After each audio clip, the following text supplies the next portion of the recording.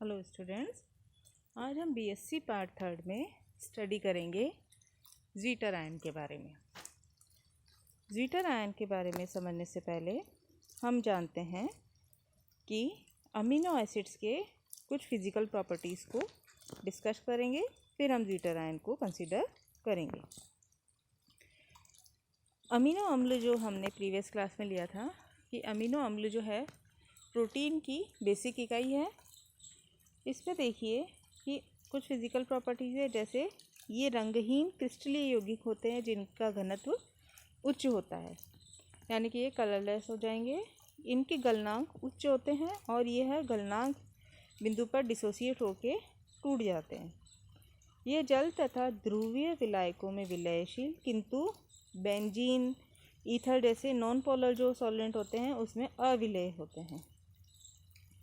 इनके द्विध्रुव आघूर्ण का मान काफ़ी उच्च होता है। और जैसे कि हमने इससे पहले वाली क्लास में देखा था कि जो ग्लाइसिन है वह, उसके अलावा एक ग्लाइसिन में ही जो कार्बन एटम है वह किरल नहीं होता है, जबकि बाकी सभी में कार्बन एटम किरल होता है और प्रकाशिक समवायता प्रदर्शित करता है। तो ग्लाइसिन के अलावा सभी अल्फा अमीनो अम्ल प्रकाशिक समवायता रखते हैं। क्यों? क्योंकि इनमें असमित कार्बन परमाणु होता है। अमीनो अम्लों में एक प्राथमिक अमीनो समूह और एक कार्बोक्सिलिक समूह होता है और वह न्यूट्रल होगा। अगर एक ही वही है अमीनो ग्रुप और एक ही कार्बोक्सिलिक ग्रुप तो वह न्यूट्रल हो जाएगा। लेकिन इसके गुण संतृप्त कार्बोक्सिलिक अम्लों अथवा असंतृप्त एमिनो अम्लों की तुलना में इसके लवणों से अधिक समानता रखते हैं। ऐसा होता है कि अमीनो अम्लों में उपस्थित अमीनो समूह, जैसा कि हम जानते हैं क्षारीय होता है और कार्बोक्सिलिक समूह अम्लीय होता है। यदि एक ही अणु के ये दोनों समूह क्रिया कर ले तो उसमें क्या हो जाएगा? इंटरनल सॉल्ट बन जाएगा और उसमें फिर जो गुण आ जाएंगे वह एक लवण के आ जाएंगे। जैसा कि इस डायग्राम में हम देख रहे हैं कि यह एक अमीनो ग्रुप का फार्मूला है। इसमें क्या हो जाएगा कि यह क्षार है और यह अम्ल का पोर्शन है। तो यह प्रोटॉन यहाँ से मूव करके यहाँ आ रहा है, तो उस स्थिति में देखिए यह जो बन गया है यह आपका एक इंटरनल सॉल्ट बन गया है और इसमें धनायन और ऋणायन एक ही साथ है, इसलिए इसे ज़ीटर आयन की संरचना कहा गया है। इस प्रकार की संरचना की पुष्टि हमने कई विधियां थी उनके बेस पे की है कि इनके स्पेक्ट्रोस्कोपिक गुणों के आधार पर हम इसको मानते हैं। यदि अणुओं में मुक्त NH2 व मुक्त COS समूह होते तो ये IR स्पेक्ट्रम में प्राथमिक एलिफेटिक एमीन की भांति 1220 और 1020 सेंटीमीटर इन्वर्स पर और 3500 से 3400 सेंटीमीटर इन्वर्स पर आपको अवशोषण पीक प्रदर्शित करते और संतृप्त कार्बोक्सिलिक अम्लों की भांति 1725 और 1700 पर देते। लेकिन इनके IR स्पेक्ट्रम में जो पीक आ रही है वह मेनली क्या इस अमोनिया ग्रुप के वजह, अमोनियम आयन की वजह से आ रही है ना। मतलब जो फ्री है उनकी वजह से जो पीक आनी चाहिए वह इसमें प्राप्त नहीं हो पा रही, जबकि जो बॉन्डेड आयनिक रूप में है उस वजह से प्राप्त हो रही है। और कार्बोक्सिलिक समूह की जो अवशोषण क्षमता है वह 1600 और 1500 पर आ रही है। ठीक है ना। तो इस तरह से ये कुछ स्पेक्ट्रोस्कोपिक प्रूफ है जिनके बेस पे हम बता सकते हैं कि इसमें जो अमीनो एसिड है वह एक लवण के रूप में रहता है। एक और इंटरेस्टिंग बात यह है कि तीव्र अम्लीय माध्यम में अमीनो अम्ल के अणु धनायन के रूप में होते हैं जिनमें फ्री कार्बोक्सिलिक होता है। अतः अम्लीय माध्यम में अमीनो अम्ल 1720 पर शो करती है अपनी एक पीक। इसी प्रकार तीव्र क्षारीय माध्यम में अमीनो अम्ल के अणु जो ऋणायन के रूप में होते हैं उसमें इसमें NH2 समूह फ्री होगा, तो वह आपके 3000 और 3500 के आसपास अपनी पीक शो करेगा। UV स्पेक्ट्रम में केवल 3 अमीनो अम्ल जिनमें बेंजीन वलय उपस्थित है वह 250 पर अवशोषण शो करती है। इस प्रकार फेनिल एलेनिन, ट्रायोसिन और ट्रिप्टोफैन। NMR स्पेक्ट्रम में अमीनो प्रोटोनो बैंड के लिए टॉ का मान 2.5 होता है, जबकि जो CH प्रोटोन के लिए टॉ का मान 5 to 6 तक आता है, जो एक साइड चेन को शो कर रहा है। अब हम देख रहे हैं जीटर आयन की संरचना। सामान्यतः अमीनो अम्लों की संरचना इस प्रकार लिखते हैं कि उसमें एक अमीनो ग्रुप और एक कार्बोक्सिलिक समूह होता है। इसके कुछ भौतिक व रासायनिक गुण समान नहीं होते, जैसे एमीन व कार्बोक्सिलिक यौगिक वाष्पशील और कम गलनांक और क्वथनांक वाले यौगिक होते हैं, जबकि अमीनो अम्ल इसके एकदम रिवर्स अवाष्पशील और क्रिस्टलीय ठोस होते हैं और हाई टेम्परेचर पर डिकम्पोज होते हैं। ये पेट्रोलियम और ईथर जैसे विलायकों में अविलेय होते हैं, जबकि जल में घुल जाते हैं। इनके जलीय विलयन का व्यवहार ऐसा होता है जैसा किसी उच्च द्विध्रुव आघूर्ण वाले पदार्थ का व्यवहार होता है। इनके अम्लीय तथा क्षारीय गुण की अपेक्षा बहुत कम होते हैं, जैसे ग्लाइसिन के लिए Ka का मान 1.6 × 10⁻10 और Kb का मान, जबकि अधिकांशतः मानव कार्बोक्सिलिक अम्लों के लिए इनकी परास अलग अलग होती है। इन समस्त बातों से यह निष्कर्ष निकलता है कि अमीनो अम्लों की संरचना में इंटरनल सॉल्ट या डबली चार्ज आयन के रूप में होनी चाहिए, जिसमें देखिए नाइट्रोजन पर पॉजिटिव चार्ज और कार्बोक्सिलिक ग्रुप पर नेगेटिव चार्ज है। इस प्रकार के आयनों को हम डाईपोलर आयन अथवा एम्फोलाइट या ज्वीटर आयन कहते हैं। इस प्रकार की संरचना के आधार पर अमीनो अम्लों के भौतिक गुण, गलनांक, विलेयता, उच्च द्विध्रुव आघूर्ण आदि की व्याख्या हो जाती है, क्योंकि लवण के गलनांक उच्च होते हैं और एक कई बार उच्च गलनांक पर भी विघटित हो जाते हैं।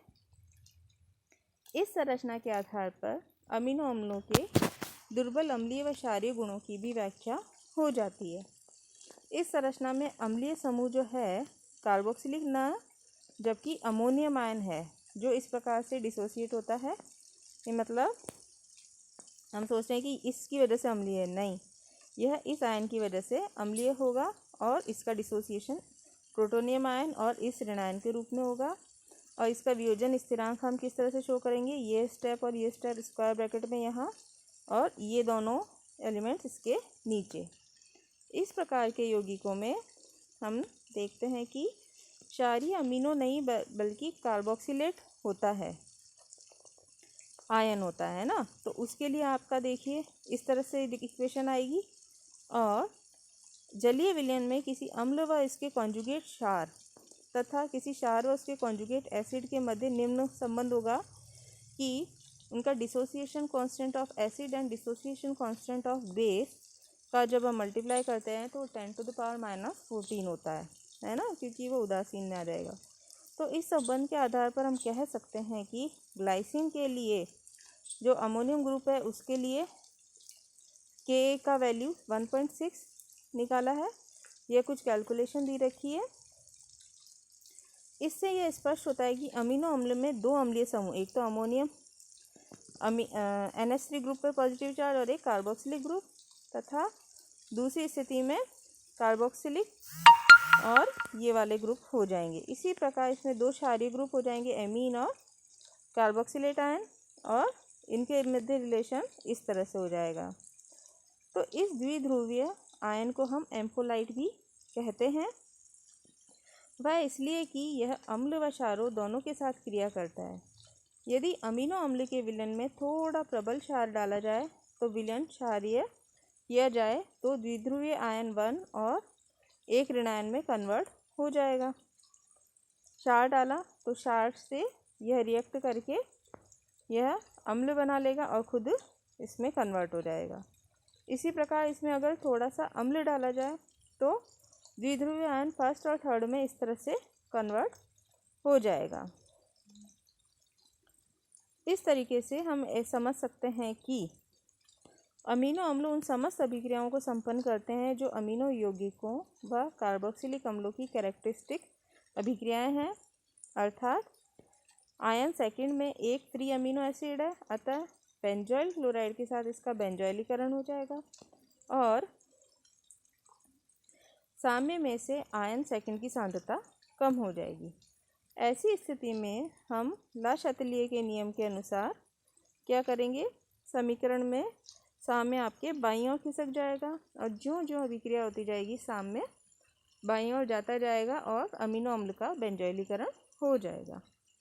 इसी प्रकार माना कि अमीनो अम्ल का एस्टरीकरण करना है, तो आयन जो थर्ड है उसमें मुक्त कार्बोक्सिलिक समूह है, अतः इसका एस्टरीकरण हो जाएगा और इसकी साम्य से सांद्रता कम हो जाएगी। ऐसा होने से समीकरण की साम्य अवस्था दाएं हाथ की ओर खिसक जाएगी। अब जब तक यह संभव है विलयन में अम्लता व क्षारकता को परिवर्तित करके किसी भी अभिक्रिया की गति को बढ़ा सकते हैं। जैसे अमीनो अम्ल के बेंजोइलीकरण के लिए हम आयन सेकंड की आवश्यकता है। यदि विलयन को क्षारीय बना दें तो आयन सेकंड की सांद्रता बढ़ जाएगी, अतः अभिक्रिया तेज हो जाएगी। और इसी प्रकार अमीनो अम्ल के एस्टरीकरण के लिए मुक्त कार्बोक्सिलिक समूह युक्त आयन थर्ड की आवश्यकता पड़ेगी। और यदि विलयन में तीव्र अम्लीय किया जाए तो आयन थर्ड की सांद्रता बढ़ जाएगी और एस्टरीकरण तेज हो जाएगा। तो इस प्रकार आज की क्लास में हमने क्या किया कि अमीनो अम्लों की कुछ फिजिकल प्रॉपर्टीज़ के बारे में स्टडी की, साथ ही हमने जीटर आयन के बारे में देखा और कि जीटर आयन में पॉजिटिव और नेगेटिव चार्ज किस तरह से अरेंज होते हैं। फिर हमने स्पेक्ट्रोस्कोपिक स्टडी के बेस पे इसको देखा कि यह किस तरह से स्पेक्ट्रोस्कोपिक गुणों को प्रदर्शित कर रहा है। दूसरा, इसमें हमने जीटर आयन की संरचना को देखा और यह जाना कि अपने आप में इंटरनल सॉल्ट बनाता है, और साथ ही यह देखा कि इनके गुण जो होते हैं वो इनके अम्ल और क्षारों से अलग अलग होते हैं। फिर हमने इसकी गतिकीय संरचनाओं को इन गतिकीय समीकरणों के द्वारा अध्ययन किया। यह आपकी बुक में और भी अच्छे तरीके से देख रखा है और इस प्रकार हमने इनकी बेसिक रिएक्शन को समझा। इसके अलावा अगर हमें इसमें और भी कहीं दिक्कत आती है तो हम कई टाइप की बुक्स हैं उनको हम कंसीडर कर सकते हैं, जिसमें बहुत ही क्लियरली आपको जीटर आयन के बारे में और भी नोट्स प्रोवाइड हो जाएंगे। और इस तरह से हम इसका नेक्स्ट हम देखेंगे। इसमें आइसोइलेक्ट्रिक पॉइंट और भी कई चीज़ें हैं जिनके बारे में हम स्टडी करेंगे। और जैसे इसके जो आवश्यक अमीनो एसिड्स हैं इनकी एक टेबल है, उसे आप ढंग से देख लीजिएगा, वह आपके शॉर्ट नोट्स में काम आती है। Okay, thank you.